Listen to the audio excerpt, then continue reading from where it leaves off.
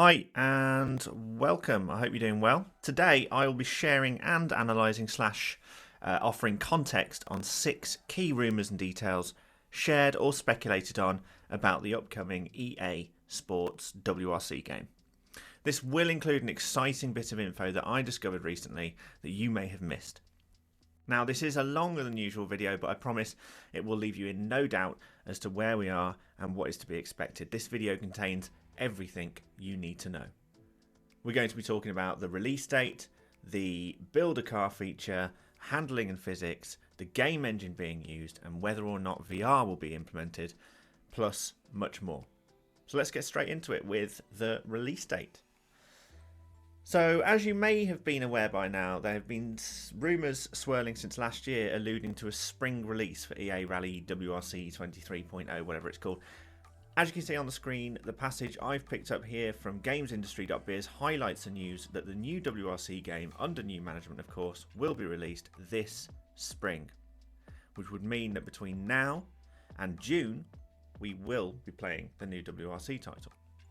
Now, gamesindustry.biz is not necessarily known for fake news, and I'd be inclined to believe them more than other sources on such things. It has also, though, been shared and rewritten across most major media outlets since December, which suggests to me that there is more than a sliver of truth in this one.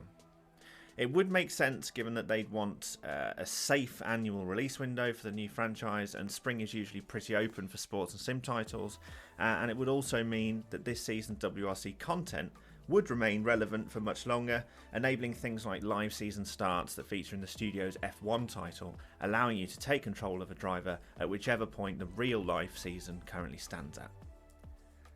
Furthermore, the KT Racing official WRC game Twitter account, as you can see here, has been inactive since February the 6th.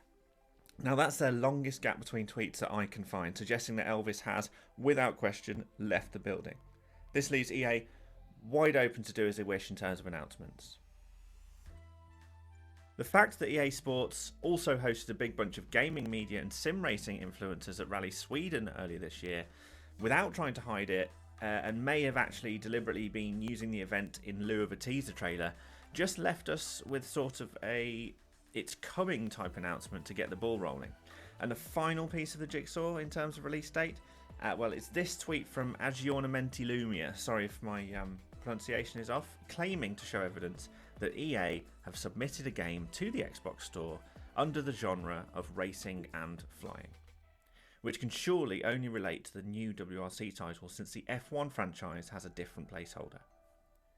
With all that in mind, if it is to be a spring release, then expect a full announcement either this month or latest end of April, as I can't imagine anything less than 2 months runtime for marketing for such a big title at least. Maybe the announcement will come after Rally Mexico, which is now, or around Croatia in late April, with the game's release following some time perhaps between Rally Portugal and Safari Rally Kenya. What about the building your own rally car feature?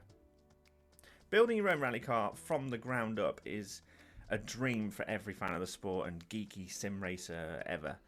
Well, according to certain sources which have been widely shared, including here by jalopnik.com, we now can. According to those sources, and I quote, we can pick a front, mid or rear engine drive. From there, your engine, differential, gearbox, clutch, radiator, suspension, brakes and exhaust can all be bought. Prices of the items will depend on the condition of the parts, with used and worn parts costing far less than brand new ones. The car's cosmetic customization is also as in-depth too, with players being able to pick everything they can think of from big to small. A few examples of external customization pieces include the front bumper, rear bumper, wheels, mudguards and even bonnet pins. Internal customization is just as in-depth, with players able to customize everything from the steering wheel and digital display to the seatbelt design and roll cage colour. So, this could be huge. If it is indeed as modular as this article is making out, literally ground up design and build, is it going to be more restrictive than it sounds, or will we be able to create the new Stratos, Quattro, or even McRae R4 and revolutionise the sport within our own small virtual universe? This could be the most exciting feature if it is indeed as described and isn't bogged down by microtransactions. Can this feature as part of single-player career mode, or just an online pay-to-win grind? Can we create our own Rally 1 car? Can we make a normally aspirated contender in one of the official support series, which was a desire for Colin McRae himself? Let me know what you think about the potential of this feature in the comment section below. I'd be genuinely interested in hearing your thoughts.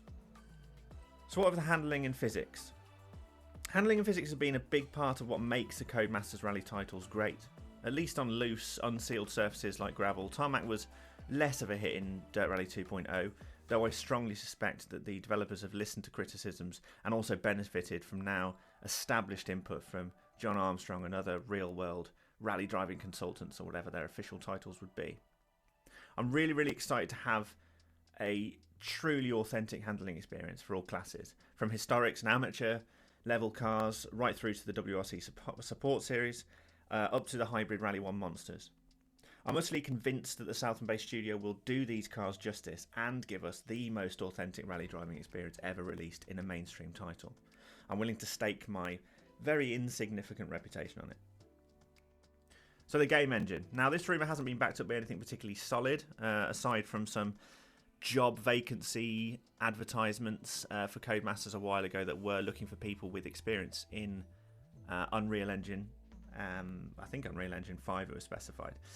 So there are mutterings that the new WRC game will utilise the much lauded Unreal Engine 5, which promises to dramatically reduce or improve workload and workflow efficiencies in game design, and also make titles look unbelievably gorgeous. Could UE5 make WRC 23 the most beautiful sim title to date? This interview with Ross Gowing seems to suggest a new gen only console release, which could open up graphical possibilities. Could it also allow us longer stages with more complex stage degradation and weather systems? Could its optimization improvements be the answer to Finland's perpetual Stephen King-esque fog problem? Let me know what you think below, as I don't really know very much at all about game engines or game design back of house. So VR then. Now this is a big one. For anyone who remembers the storm that was the hashtag #NoVR debacle back when Dirt Rally 2.0 released.